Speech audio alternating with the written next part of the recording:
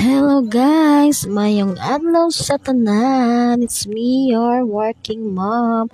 Kauban ako akong bunsong anak nga si John Kurt. Say hi. So going mi karon sa sapa guys. So kikan sa balay sa side sa akong banana kaingon dito sa sapa. Duol-duol na siya guys ha. So hinahinay lang tagbaklay ani kay medyo daghan mga gas lasang-lasang mo din guys, so hinayin ng tagbaklay guys no. So going ta dito kay mga ligo taog sapa kay it's hallelujah. So ang kadaghanang tao karon naa sa kadagatan ng ligo. So kami karon is me your working mom, pabukid lang sa guys, ug dinhi may mga ligo og sapa kay nice ang sapa guys kay wala kayo nangaligo.